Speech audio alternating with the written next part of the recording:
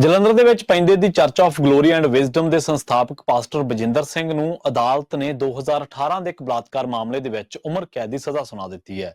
ਇੱਕ ਵਾਰ ਫਿਰ ਤੋਂ ਉਹਨਾਂ ਲੋਕਾਂ ਦੇ ਬਾਰੇ ਚਰਚਾ ਛਿੜ ਗਈ ਹੈ ਜਿਹੜੇ ਲੋਕਾਂ ਨੇ ਆਪਣੇ ਆਪ ਨੂੰ ਧਾਰਮਿਕ ਆਗੂ ਪੇਸ਼ ਕਰਕੇ ਗਰੀਬਾਂ ਜਾਂ ਹੋਰ ਲੋਕਾਂ ਦੀ, ਆਮ ਲੋਕਾਂ ਦੀ, ਸਧਾਰਨ ਲੋਕਾਂ ਦੀ ਇੱਜ਼ਤ ਦੇ ਨਾਲ ਖਿਲਵਾੜ ਕੀਤਾ। ਨਾ ਸਿਰਫ ਇੱਜ਼ਤ ਆਬਰੂ ਦੇ ਨਾਲ, ਬਲਕਿ ਉਹਨਾਂ ਦੀ ਸਰੀਰਕ ਤੌਰ ਤੇ ਉਹਨਾਂ ਦਾ ਸ਼ੋਸ਼ਣ ਕੀਤਾ ਗਿਆ, ਧਾਰਮਿਕ ਤੌਰ ਤੇ ਉਹਨਾਂ ਦੀ ਲੁੱਟ ਕੀਤੀ ਗਈ ਤੇ ਇਸੇ ਤਰ੍ਹਾਂ ਮਾਨਸਿਕ ਤੌਰ ਤੇ ਵੀ ਉਹਨਾਂ ਦਾ ਉਤਪੀੜਨ ਕੀਤਾ ਗਿਆ ਤੇ ਸਰੀਰਕ ਤੌਰ ਤੇ ਵੀ ਉਹਨਾਂ ਦੀ ਜਿਸਮਾਨੀ ਲੁੱਟ ਕੀਤੀ ਗਈ।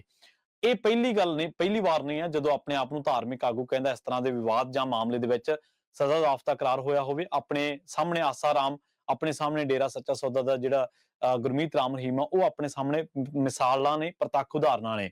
ਸਵਾਲ ਵੱਡਾ ਪੈਦਾ ਇਹ ਹੋ ਗਿਆ ਕਿ ਔਰਤ ਜਾਵੇ ਕਿੱਥੇ? ਥਾਣਿਆਂ ਦੇ ਵਿੱਚ, ਧਾਰਮਿਕ ਥਾਵਾਂ ਦੇ ਉੱਤੇ ਜਾਂ ਕੰਮਕਾਰ ਵਾਲੀਆਂ ਥਾਵਾਂ ਦੇ ਉੱਤੇ ਉਹਨੂੰ ਅਕਸਰ ਇਸ ਤਰ੍ਹਾਂ ਦੀਆਂ ਵਧੀਕੀਆਂ ਦਾ ਸਾਹਮਣਾ ਕਰਨਾ ਪੈਂਦਾ ਹੈ। ਔਰਤ ਉੱਥੇ ਜਾਵੇ ਜਿੱਥੇ ਉਹ ਆਪਣੀ ਆਵਾਜ਼ ਬੁਲੰਦ ਕਰ ਸਕਦੀ ਹੋਵੇ, ਜਿਵੇਂ ਇਸ ਮਾਮਲੇ ਦੇ ਵਿੱਚ ਔਰਤ ਨੇ ਕੀਤੀ, ਜਿਵੇਂ ਆਸਾ ਰਾਮ ਦੇ ਮਾਮਲੇ ਦੇ ਵਿੱਚ ਕੀਤੀ, ਜਿਵੇਂ ਸਾਧਵੀਆਂ ਨੇ ਕੀਤੀ ਸੀ ਡੇਰਾ ਸੱਚਾ ਸੌਦਾ ਦੇ ਮਾਮਲੇ ਦੇ ਵਿੱਚ।